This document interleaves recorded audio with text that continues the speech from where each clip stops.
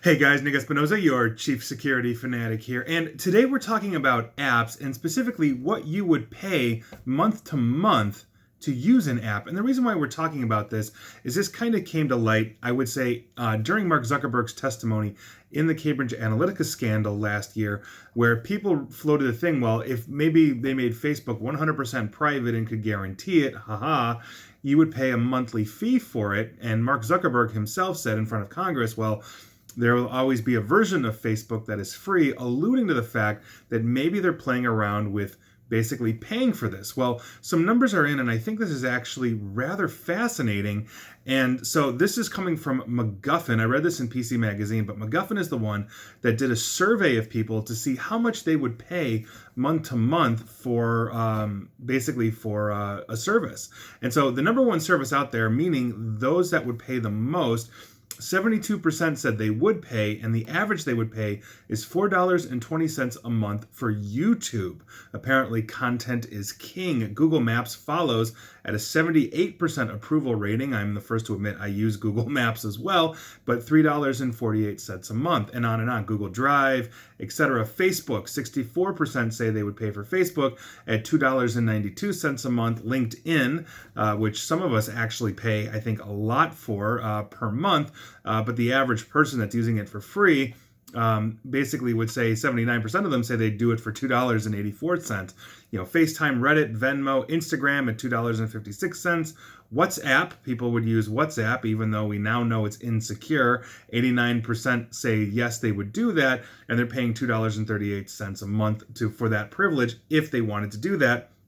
Those people that answered that should really see my video from last week. Google Translate, Pinterest, Snapchat, and even Yelp. 73% of people said that they would pay for Yelp at $1.87 a month. Now, I totaled all of these things up, and I'd missed a whole bunch that I didn't talk about, like Venmo and Facebook Messenger and all of that. But if you were to pay for all of basically the top 10 to 20 apps, about the top 20 apps that are out there right now, you'd be paying about $43 a month, assuming these averages held true. And what's interesting is I think all of these apps that said yes, people would pay for them were over 60%. The lowest one was Facebook, being basically 64%, followed by Facebook Messenger at 66%. But here's the thing. I mean, I would gladly pay for an app if I'm using it on a regular basis. And we have a lot of people that are basically addicted to things like Facebook, Twitter, et cetera, et cetera, et cetera. And if we were able to make it, let's say, data mining free and privacy free, I think a lot of people would pay a few bucks a month, to ensure that from them, maybe not get advertisement on top of it.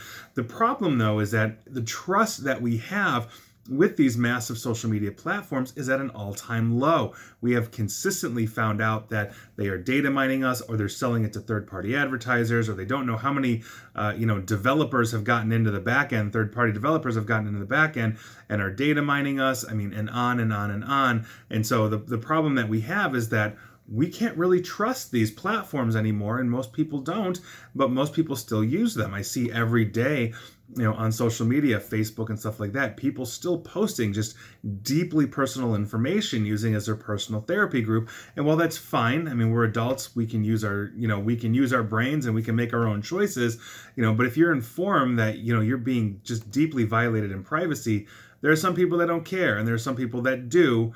But I guess at the end of the day, it's how would we start looking at Facebook to say, okay, now I'm going to pay you money for this, and actually trust them to do that? How do they get over that hump? How do they ensure that they are keeping us private?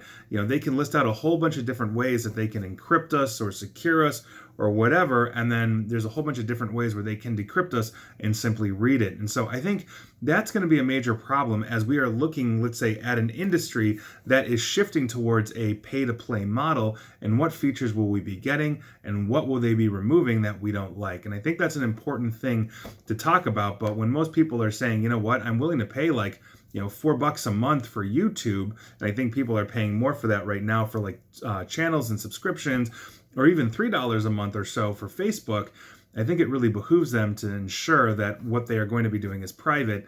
Again, how do we confirm it? And so that is your news of the day. That is kind of your question of the day, and I hope you guys found that as interesting as I did. And please like, share, follow me here on Facebook and Twitter at NickAESP. And as always, stay safe and stay online. Thanks, guys.